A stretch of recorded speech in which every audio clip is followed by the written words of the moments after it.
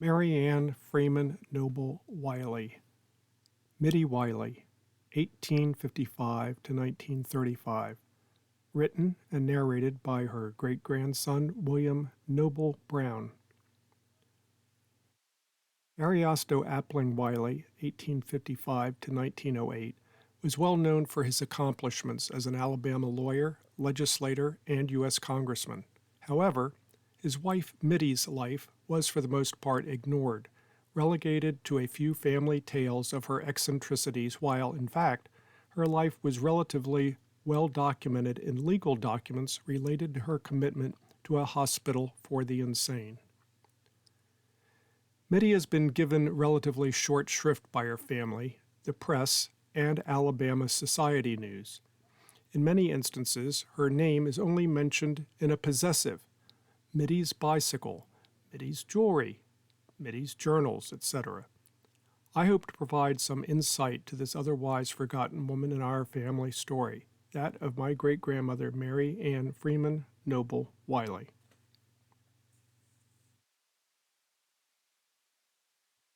The bride is one of the loveliest and most charming ladies in Alabama. The groom, a talented young lawyer who is rapidly acquiring a reputation and fortune. Second paragraph from a November 6, 1877 article in the Columbus Inquirer, which leads with A. Wiley, 11/6/1877, talent and beauty, married in Montgomery on Tuesday evening at the residence of B.F. Noble, Esquire, by Reverend J.B. Hawthorne, Miss Mittie A. Noble to A. Wiley, Esquire, all of Montgomery, no cards. Other than her obituary 57 years later, this is about the only mention of the wife of Alabama's Ariosto Appling Wiley in any collection. The family reminiscences of ancestor Mittie varied and were either handed down verbally or later recalled in email correspondence. Ann Wiley Rumpf, an A. Wiley great-granddaughter, on 4/24/12 writes, I remember hearing that Great-Grandma Wiley lived off and on with Moms and Gaga, that would be Hewlett Trapp Wiley and Noble J. Wiley, her father.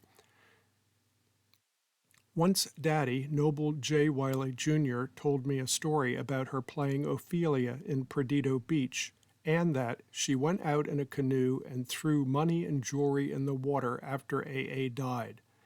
Mama, that would be Catherine Bates Wiley, Ann's mother, said that was a bunch of baloney.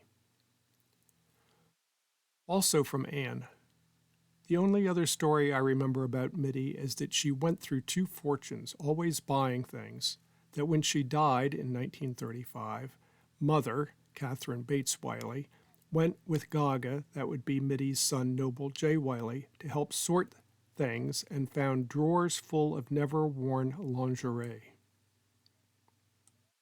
In response to an observation I made in May 2012 that I ran a pedigree chart for Wiley and Trapp using my mother Hewlett Wiley Brown as an anchor in Ancestry, and followed the Wiley and Trapp males and compared their occupations.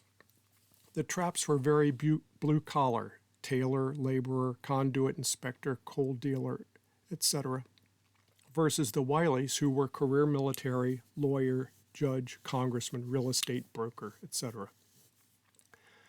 I'm wondering if their classes clashed when Hewlett Trapp married Noble J. Wiley. That's interesting. There must be more to the story. To which my cousin Ann replied, absolutely a problem there. The Wileys, Mittie's side, did not want Gaga, Noble J. Wiley, to marry Moms, Hewlett Trapp, because her family was of the working class. Mr. Trapp, that would be Sidon Benjamin Trapp, just never seemed to make a real goal of any job or career. Definitely a great deal of snobbery there. According to things I heard my mother and father talk about, Ann goes on, the Wileys were upset not only that they were of a better social class, but also because Moms, that would be Hewlett Trapp, was older than Gaga, Noble J. Wiley, at the time of their marriage. It seems to me someone said that was the reason that Moms and Gaga were married in the Philippines. Anne's father, Noble J. Wiley Jr., said Mittie was mean as a snake. In fact, in his 80-page autobiographical piece, Recollections, Noble J. Wiley, that would be Mittie's son's, only reference to his mother is, "My mother was a Southern beauty, a belle of the 70s, a proud daughter of a distinguished aristocratic Southern family." And, a second reminiscence, "Well do I remember the shearing of my locks was accompanied by an avalanche of my mother's tears and her lament that her baby is gone." While in contrast, Noble J. Wiley, her son, went on for pages about his fond memory of his family's darky house help. Other than a brief reference to his mother and he at his dying father's bedside and subsequent funeral back in Montgomery, he never mentions his mother further. Anne Wiley Rump adds, "Gaga did tell me about the time his mother visited them in Plattsburgh. She compared the luncheon that she was used to being served for the lunch Moms, that would be her daughter-in-law, had prepared for her. Mother said that Mittie, as she was leaving, slipped Gaga, that would be her son, a wad of money because she felt that his new wife wasn't taking good care of him." Anne Wiley Rumpf goes on to add, "We all heard 1,000 stories about AA, true or not. I only remember my daddy," that would be Noble J. Wiley Jr., saying she, Mittie, was a pitiful, nutty old gal. Also that when they moved her out of Perdido Beach, she got in a rowboat and chucked jewelry into the bay. True or not? Who knows? And that she rode the bejeweled bike in an inauguration parade because she wasn't invited with the rest of the congressional wives. Is it possible that AA didn't want her to participate, or perhaps was concerned she would embarrass him? Great-granddaughter Hewlett Presley Taylor recalls, "Mother did say that AA bought her," that would be Mittie, "lavish gifts to appease her because he traveled so much as a congressman." Moms, that would be Hewlett's grandmother, Hewlett Wiley Trapp, died in 1945. Hewlett remembers that clearly, "We were in Washington and I was awakened one night, went into the living room. Aunt Mary," that would be Mary White, Hewlett Trapp's sister, was there, and she and Mommy, that would be Hewlett Wiley Presley, were both crying. Mommy said she would tell me in the morning. And in an email to her cousin, Anne Wiley Rumpf, Hewlett continues, "It's my recollection that he, Noble J. Wiley, sold Perdido, lock, stock, and barrel, as Mother would say, including good china without telling anyone first. He'd written her, daughter Hewlett Wiley Presley Brown, and your father, Noble J. Wiley Jr., Anne, a letter saying that what he'd done, and Mother was furious. We were in Washington at the time, so that would have been after Moms, that would be grandmother Wiley, died in 1945. Maybe he was angry about moving to Clearwater, where his wife, Hewlett Trapp Wiley, had died, but sold Witchwood afterwards, not wanting to return there." So with only these first-hand recollections of discussions about Mittie recounted here, I'll move on to what I've uncovered regarding her life as recorded in the court records of Montgomery, Alabama, regarding Mary Ann Freeman Noble Wiley. Congressman Ariosto Appling Wiley died in Hot Springs, Bath, Virginia, on June 17, 1908, with his wife Mittie and son Noble at his side. He was relatively young at only 59 when he died. While his father died at 71, his mother died at the young age of 55. He had a distinguished career as a Montgomery lawyer and Alabama state senator. He facilitated legislation in 1886, which established the Troy Normal School, which was a teacher's college then, which later went on to become Troy University. He was elected to the U.S. Congress in 1901. He was close to Secretary of War William Howard Taft and traveled with him on diplomatic missions to China and Japan in 1905. He was serving when Theodore Roosevelt became president upon the assassination of William McKinley on September 6, 1901. It was believed, or perhaps inferred because of his close relationship to Taft, that had he not died in 1908, he would have held a cabinet-level position in Taft's administration. During his years in Congress, he appeared to be respected and admired. It is believed that Mittie was starved for attention and lonely, living the life of a congressman's wife alone in Montgomery. Some family members speculate that Ariosto lavished gifts upon her to appease her in her loneliness and, perhaps, to assuage her paranoia over his imagined philandering. The luxury items that come to mind are an 1896 Columbia woman's bicycle embellished by the Tiffany Company of New York. It had carved ivory handles, a sterling silver nameplate, emeralds, and diamonds. While no press accounts exist to support this, it was said that she rode this bejeweled bicycle in Teddy Roosevelt's inaugural parade on March 17, 1905, after he won the election the previous fall. Noble J. Wiley donated the bicycle to the Smithsonian Institution in 1950, and as of 2023, it has been on exhibit since 2015 in the Patrick F. Taylor Foundation Object Project in the National Museum of American History. Alice Lee Roosevelt's marriage to Nicholas Longworth III in 1906 was the social event of the season. It was attended by more than 1,000 guests, with many thousands gathered outside hoping for a glimpse of the bride. She wore a blue wedding dress and dramatically cut the wedding cake with a sword borrowed from a military aide attending the reception, according to news accounts. As the daughter of the widowed president, she attracted attention from all walks of life. As another act believed to appease Mittie's jealousy and lack of attention, Ariosto bought her a huge diamond brooch, matching earrings, and a bracelet to wear to the wedding. When Mittie's son, Noble J. Wiley, died in 1957, these pieces of jewelry were part of his estate, were broken up, and the diamonds distributed between daughter Hewlett Wiley Brown and his son, Noble J. Wiley, Jr. These two gifts to Mittie perhaps presage and provide early evidence of her diagnosis of paranoia and dementia in 1919.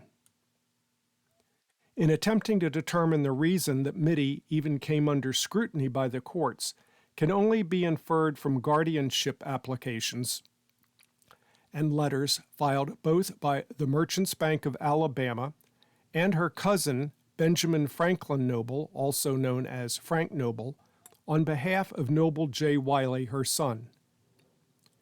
In the petitions, the applicants state that she is, quote, unable to look after or care for her property or manage her business affairs, and that it is necessary and would be in the interest of the said Mittie Noble Wiley that a suitable person should be accompanied for her, end quote. And in item 2, it clarifies, quote, the said Mittie Noble Wiley has an estate of her own consisting of personal property which consists of about $100 on deposit in the bank, that in addition thereto she owns a right of redemption from 2 mortgages, sales in the property of number 422 Jefferson Street in the city of Montgomery, Alabama, and in a certain piece of property containing about 15 acres of land lying on the upper Wetumpka Road near the city of Montgomery, Alabama, known as La Belle Vista, unquote. The flurry of court filings in 1919 begin with the above petition on May 8th and continue through May 26, when the jury finds the allegations as true. The records housed in the Alabama State Archives and researched for me by Ken Barr, the reference librarian there, include an order for Mittie to appear in court, which she does not, as she is incarcerated, orders to appoint guardians ad litem, those court-appointed guardians, to appear when her appointed representatives are unable to appear, an order to summons 24 persons as potential jurors, summonses for her physicians from Bryce Hospital to appear, the transcribed testimony of those physicians, the final list of jurors selected for the jury, and a letter from Merchants Bank asking to be appointed as guardian to manage the bank deposits in her name. There appears to be no court activity again until June 21, 2020, when a bond is approved for the guardians, a signed letter from son Noble J. Wiley stating he is serving in the military and unable to attend any proceedings, and several receipts for the redemption of funds related to the sale of the house on Jefferson Street for $1,146.83, fees for a sale, and a receipt for $50 in attorney's fees finally settled in July 1921. There is another gap in the records and no information available about Mittie or her continued care at Bryce Hospital for the Insane until February 1926, when there are several petitions for guardianship switching between Merchants Bank and Frank Noble, without any real explanation except it might be assumed it was triggered by the settlement on the other piece of property and releases Frank from the bond that he had posted. According to a petition filed by Noble J. Wiley for transfer of guardianship from his cousin Frank to himself, he states that as of March 16, 1933, Mittie is temporarily residing at the Beach House in Perdido.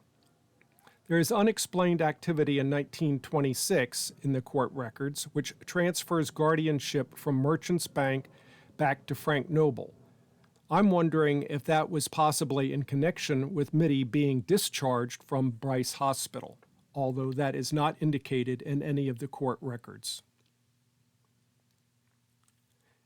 In the 1930 U.S. Census for Baldwin, Alabama, where the Wiley Beach property, named Witchwood, is located in Perdido Beach, enumerator visit number 410 for Seminole-Lillian, I assume those are the townships, shows Wiley, A.A., head of household, owns property, female, white, 75 years old, widowed, 20, age at first marriage, no to reading, no to writing, born in Alabama, both parents born in Alabama, yes, able to communicate in English, and none to occupation.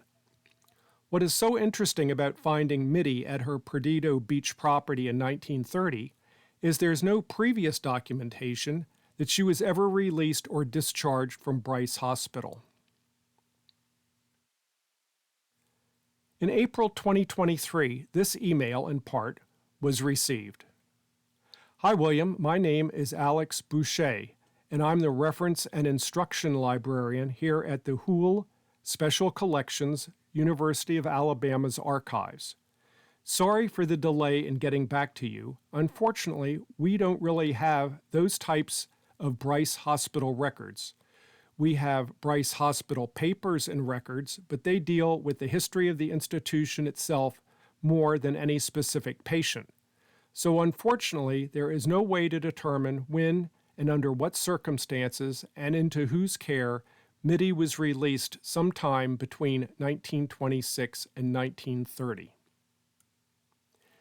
That was in response to my written inquiry to the Houle Library about papers regarding Bryce Hospital for the Insane. Then on March 16, 1933, there is a petition for guardianship by son Noble that asks that with Frank Noble's resignation as guardian, that Mittie's guardianship be officially transferred to Noble, her son, and that her estate is worth only $1,200. In this petition, Noble states that Mittie's temporary residence is in Perdido Beach. This is the only mention of the Witchwood property in any documents. I wonder why it was not included in previous inventories for the court or in any other documents.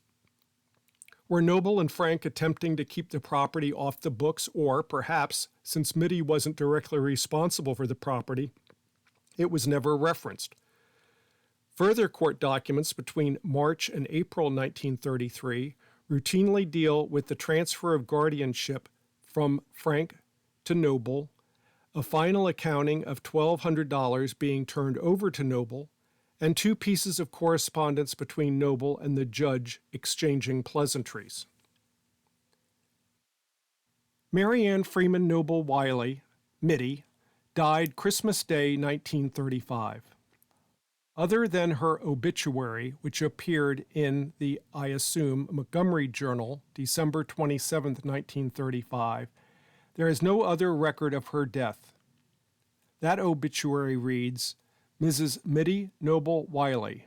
The body of Mrs. Mittie Noble Wiley, who died Christmas afternoon at her winter home at Perdido Beach, will be brought here for burial, relatives stated yesterday. Funeral will be at 10 a.m. from Memory Chapel with burial at Oakwood Cemetery. From February 21, 1936 to March 30, 1936, all of the court records involving, again, Noble being appointed guardian for her estate. I would have thought he would have been appointed the administrator of her estate, but perhaps the terminology is different in Alabama. In any event, her estate in the amount of $597.37 was settled March 20th, and the final correspondence is on March 30th, 1936, when Noble asks for a copy of the settlement, but there is no documented response to his request from the court. In the 1940 U.S. Census, the enumerator on visit number 242 to Witchwood indicates that Noble Wiley has stated that the value of the real property is $4,500. In 1940, the census also asks about where the resident lived in 1935, to which Noble indicated he was living at Fort Benning, Chattahoochee, Georgia, which agrees with his military assignments.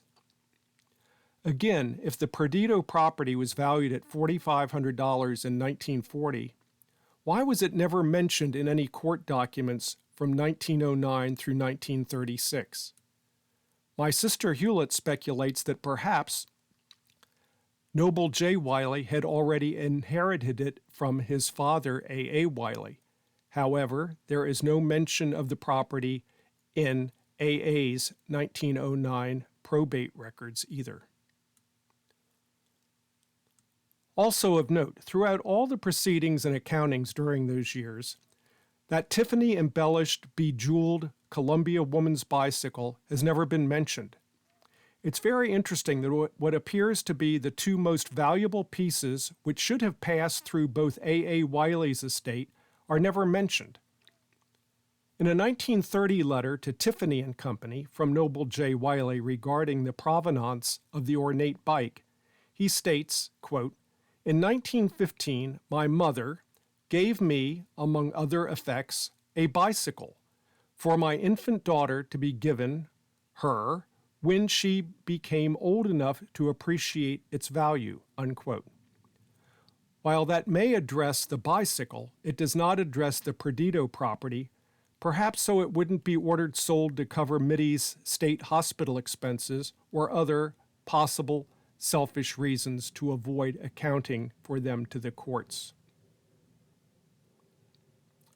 In a rather offhanded observation, cashing in on or preserving the family wealth certainly wasn't to cover Mittie's and A.A.'s grave at Oakwood Cemetery and have it finalized.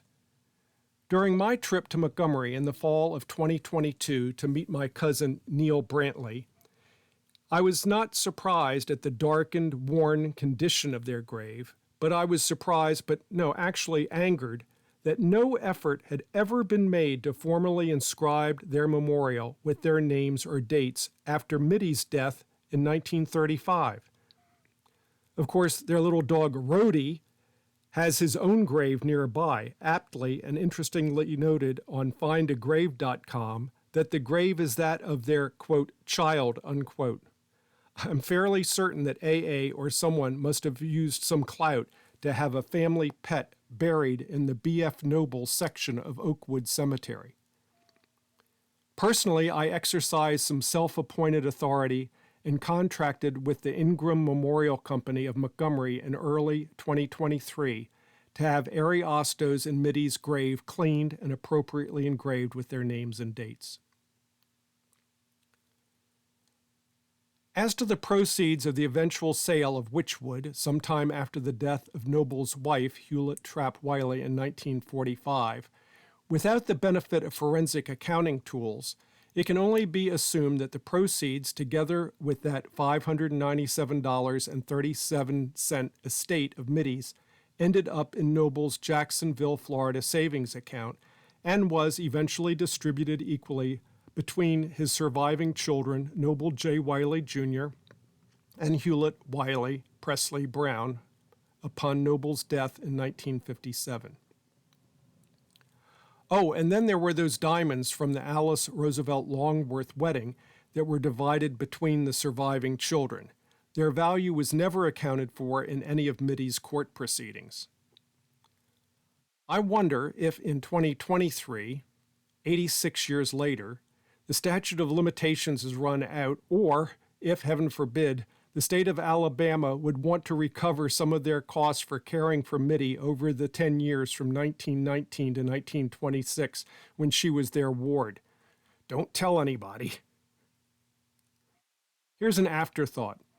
As I'm fairly certain that some portion of AA's and Mittie's estate filtered down through their son, Noble Wiley, and hence on through my mother to me, either some proceeds from the sale of Wychwood through that joint savings account, or perhaps proceeds from the eventual sale of some of those Alice Roosevelt Longworth wedding-inspired diamonds, it could be assumed those proceeds helped provide that long overdue restoration of their grave at Oakwood, albeit a circuitous route 3 generations later. There is an epilogue. From a letter received from a Miss Graham on March 27, 1909. In an interesting development, on May 5, 2023, Neil Brantley, Ariosto and Mittie's great-grandnephew, came across and shared a letter, seen below, received by his great-grandfather, Oliver C. Wiley, who not only filled his brother Ariosto's unexpired term in Congress, but also was the administrator for his brother's estate in 1909. This letter expresses concern for Mittie's mental health and, 10 years prior to her commitment, sheds real first-hand light on her mental state. It is unknown whether the letter writer is a neighbor, friend, housekeeper, or perhaps someone at the insurance company with knowledge of her outstanding debt, as the letter writer seems to know details that a mere acquaintance would not. This goes a long way to dispel any family suspicions that Mittie was committed just to get her out of the way. The letter reads, Montgomery, Alabama, March 27, 1909. Captain O. C. Wiley. Dear Sir, I dislike exceedingly to trouble you, but must ask you please to help Mrs. Wiley out of this trouble. Her insurance on both places has to be met at once or it will be canceled. They have run it 3 months but can't any longer. Mr. Holt says that if she can pay $200, he will wait for the balance. $347 is total amount. I asked him to wait until we could hear from you in reference to the matter. Should you come to Montgomery soon, will you please call on Holt, Nelson, and Holt? To tell the truth, Mr. Oliver, Mrs. Wiley is in no condition to attend to business. When anything like this comes up, she is like someone crazy. She distresses me very much, and all other friends. Someone ought to attend to all these matters. Noble ought to be with his mother, but of course can do nothing to help way off there. She won't call on any of her relatives here. In the meantime, everything seems to go wrong, and she threatens so often to end it all that I am terribly, terribly anxious all the while. Am at my wit's end, don't know what to do. Believe me, I am sorry to trouble you, but hope you can do something right away. Mr. Holt will wait till Monday. Mrs. Wiley doesn't know I am writing this, so please don't mention it to her. Just communicate with Mr. Holt. Sincerely, Miss Nancy Graham. And with thanks to my Wiley relatives in helping to decipher some of the wording in Miss Graham's letter.